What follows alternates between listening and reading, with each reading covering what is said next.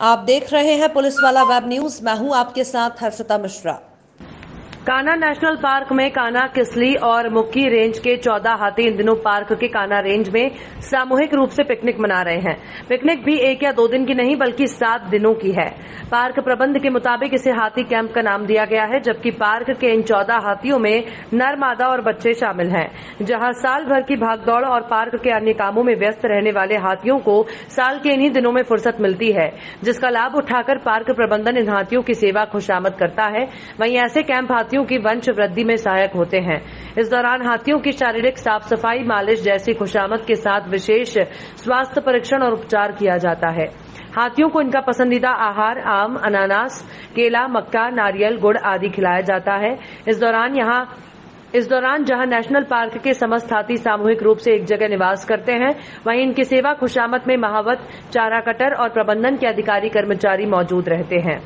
Kanha national park पिछले 8 से 9 सालों से इस तरह के विशेष कैंप का आयोजन करता आ रहा है, जबकि दक्षिण भारत के पार्कों में इस तरह के आयोजन किए जाते हैं। कान्हा में भी यहीं से प्रेरणा लेकर हाथी कैंप की शुरुआत की गई। विशेषज्ञों की माने तो हाथी एक सामाजिक प्राणी है जो न केवल समूह में रहना पसंद करता है, बल्कि इंसानों और वन्य प्राणियों के बीच रिश्तों की प्रगाढ़ता को दिखाता है।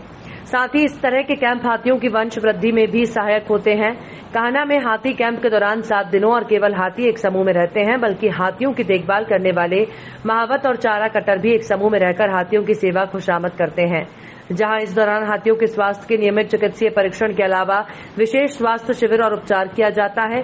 वहीं हाथियों की देखरेख करने वाले महावतों और चारा कटर आदि कर्मचारियों का स्वास्थ्य परीक्षण किया जाता है।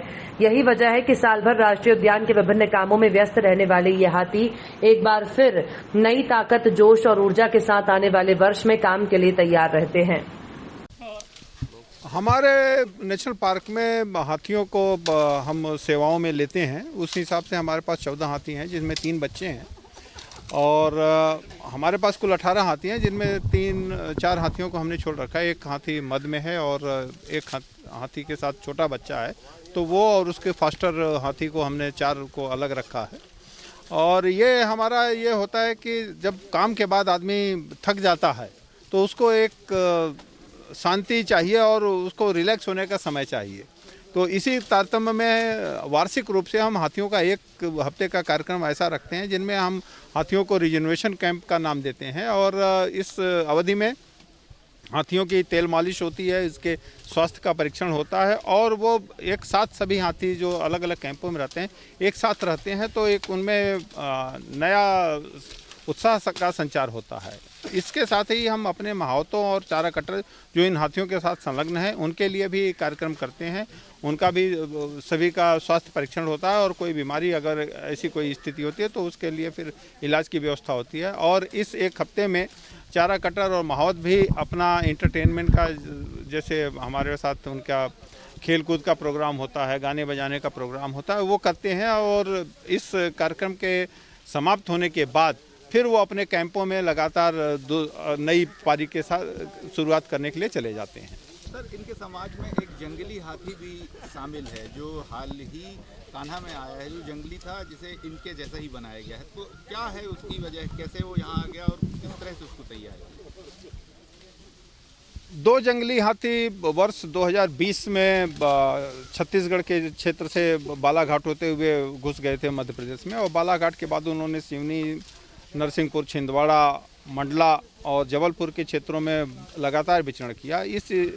इस दौरान लगभग 6-7 महीने में उनके द्वारा एक जनहानि भी की गई थी, कुछ जन घायल भी हुए थे, और फसलों को भी नुकसान पहुंचाया गया था। उस स्थिति को देखते हुए और उन दोनों जानवरों की भी, चूँकि वो अपने झुंड से बिछड़े हुए थे, तो वो किसी भी खतरे में पड़ सकते थे। इस विचार से जो chief wild life warden Madhya Pradesh है, उन्होंने उनको कैप्चर करने का आदेश जारी किया था।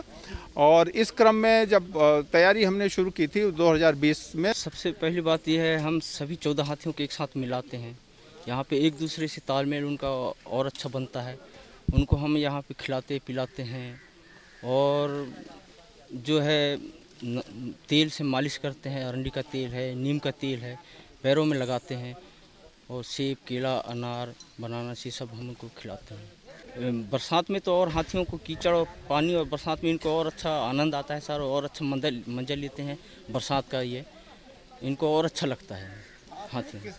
हम भी बढ़िया, सभी माहौल चार कटर सभी जो है तीनों चारों रेंज के मिलते हैं, एक दूसरे से मिलते हैं, बढ़िया आपस में संबंध बनाते हैं, अच्छी बातें करते हैं, एक दूसरे का समस्या पूछते हैं, क्या है, कैसा है, आप कैसे हो, हम कैसे हैं, और हाथियों का क्या कैसा देख रेख करना चाहिए, क्या नहीं करना चाहिए, एक दूसरे से और सलाह लेके और अच्छी मतलब आगे हम लोग करते हैं। जी समझते हैं सर, एक दूसरे समझते हैं, वो एक दूसरे से मिलना भी चाहते हैं वो आपस में, जिसको जिसके साथ अगर साथ में रहना है तो वो एक साथ रहते हैं, उसको खोज लेता है, वो उसके पास चला जाता है, और जैसा किसी साथी बना लेते हैं जी। उसको सबसे पहले हम क्रॉल में अंदर किए, क्रॉल में रखने के बाद उसको हमने मतलब उसको ऐसा बना दिया सर कि पालतू टाइप के। पालतू का मतलब ये है सर, हम रात दिन उसके साथ भिड़े रहे, 24 घंटा उसके साथ हम अपना लगाव रखे, वो हमको देखता रहा, हम उसको देखते रहें, तो वो समझ गया कि नहीं अब हमको पालतू बनना पड़ेगा, हमारी मजबूरी है जी। खुश है वो? जी खुश है।